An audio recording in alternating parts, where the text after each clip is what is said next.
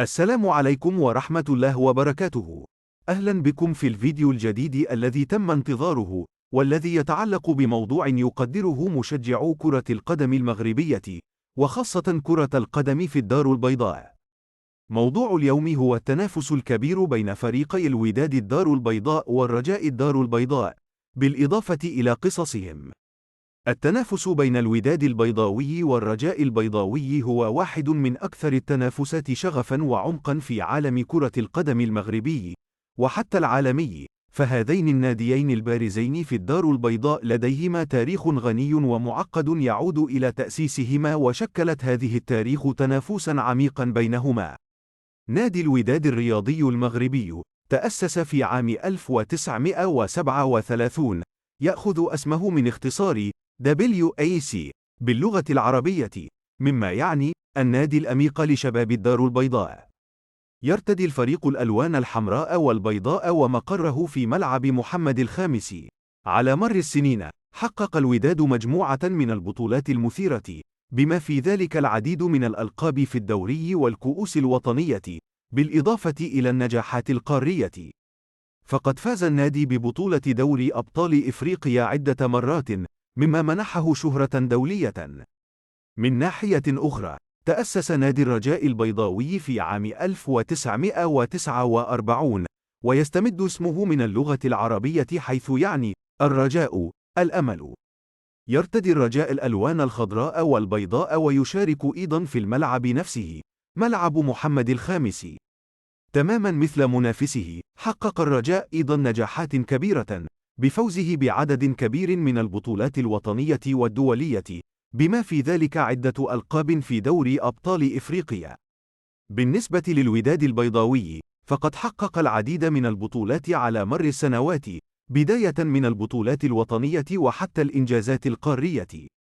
من أبرز البطولات التي حصل عليها الوداد: الدوري المغربي، تمكن الوداد من الفوز بعدد كبير من ألقاب دوري المغرب، مما جعله واحدا من أكثر الفرق نجاحا في تاريخ البطولة. كأس العرش، حقق الوداد العديد من ألقاب كأس العرش، وهي بطولة كأس وطنية مرموقة. دوري أبطال إفريقيا، يعتبر تحقيق الوداد لبطولة دوري أبطال إفريقيا عدة مرات من أهم الإنجازات في تاريخه. فقد أثبت الفريق نفسه على الساحة القارية من خلال الفوز بتلك البطولة المرموقة.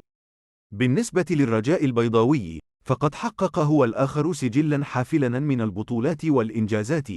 الدوري المغربي، يعد الرجاء واحداً من أكثر الفرق نجاحاً في دوري المغرب، حيث فاز بعدد كبير من ألقاب البطولة على مر السنوات. كأس العرش، حصل الرجاء أيضاً على العديد من ألقاب كأس العرش، مما يعكس تفوقه في المسابقات الكأسية. دوري أبطال إفريقيا، يعتبر الرجاء أحد الأندية القلائل الذين تمكنوا من الفوز ببطولة دوري أبطال إفريقيا عدة مرات، مما يمنحه مكانة مرموقة في التاريخ القاري لكرة القدم.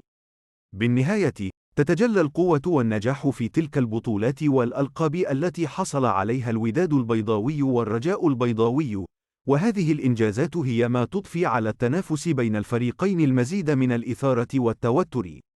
التنافس بين هاتين الفريقين يتعدى مجرد كرة القدم، إنه متجذر في التاريخ والثقافة وفخر مدينة الدار البيضاء. المباريات بين الوداد والرجاء ليست مجرد مناسبات رياضية، بل هي لحظات من العاطفة والتوتر.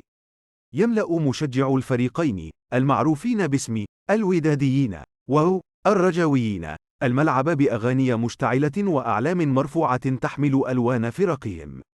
لقد أثرت هذه التنافسية على وجهات نظر العديد من الناس، وخلقت لحظات لا تنسى ومواجهات ملحمية، سواء على الساحة الوطنية أو القارية. تسمى المباريات بين الوداد والرجاء غالباً ديربي الدار البيضاء، وتعتبر واحدة من أكثر المباريات المحمومة في العالم.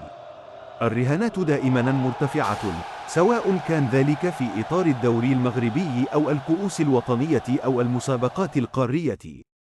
هذا التنافس، بصرف النظر عن خلق جو كروي مذهل، حيث يجتمع جميع مشجعي كرة القدم في الدار البيضاء لتحديد الفريق الأفضل، يمكن أن تكون هناك عواقب وخيمة بعد هذه المباراة المسماة الديربي.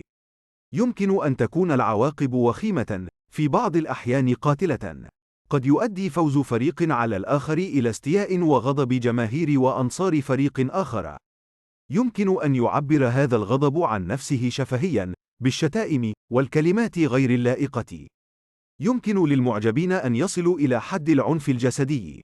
قد يكون لدى البعض أسلحة وطرق للإيذاء، وهو أمر مؤسف ويفسد متعة كرة القدم. في يوم من الأيام، ذهب آخرون إلى حد إزالة المقاعد المتاحة في الميدان لرميها ضد أنصار الفريق المنافس. يمكن أن تستمر المعارك بين المشجعين حتى خارج الملعب، في شوارع الدار البيضاء، وخاصة بالقرب من حي المعاريف. يعلم المغاربة أنه بعد الديربي، لاحظنا العديد من الوفيات بعد غضب الخصوم، وانحطاط المدينة البيضاء. موضوع آخر مهم يجب ذكره هو جميع الأجزاء الفرعية التي تم تشكيلها في مشجعي فرق الدار البيضاء، مثل وينرز في الوداد الدار البيضاء، أو جرين بويز لراجا الدار البيضاء. أيضا، يمكننا أن نجد أحياء في الدار البيضاء حيث يدعم معظم المؤيدين الوداد أو الراجا، مثل حي المحمدي، وهو من أكثر الأحياء اكتظاظا بالسكان لعشاق الرجاء، حيث من الخطر الذهاب إلى هناك مرتديا زي وداد الدار البيضاء. المدينة القديمة هي منطقة نجد فيها المزيد من الوداديين، لكنها منطقة مقدسة لسكان كازابلانكا حيث لا يتم التسامح مع أعمال الشغب والمعارك. على مر السنوات، استمرت الفرقتين في مواجهة بعضهما البعض، مضيفة إلى تاريخ تنافسهما الغني. الانتصارات والهزائم زادت من عاطفة المشجعين وأبقت هذه التنافسية في قلب كرة القدم المغربية. المباريات بين الوداد والرجاء لا تزال لحظات وحدة لمشجع كل فريق، وتشهد على الأثر العميق الذي يمكن أن تتركه كرة القدم على المجتمع. باختصار، التنافس بين الوداد البيضاوي والرجاء البيضاوي هو أكثر من مجرد تنافس رياضي. إنه متجذر في التاريخ والثقافة والهوية البيضاوية، ولا يزال يثير عاطفة عشاق كرة القدم في المغرب وخارجه. كل لقاء بين هاتين الفرقين يثير عواطف قوية، وستظل هذه التنافسية محفورة في تاريخ كرة القدم الإفريقية. نشكركم على دعمكم للقناة التي تشهد زيادة عدد المشتركين فيها شيئا فشيئا. فقط شكرا لكم. شكرا لكم على مشاهدة هذا الفيديو. يرجى الاشتراك وترك تعليق قصير لإبداء رأيك أو النصيحة بشأن التحسينات أو الأفكار الخاصة بمقاطع الفيديو. شكرا لكم على مشاهدة هذا الفيديو المفيد. أتمنى أن تكونوا قد استمتعتوا به جميعا، فلنأمل أن تتقدم كرة القدم المغربية إلى الأمام. إلى اللقاء.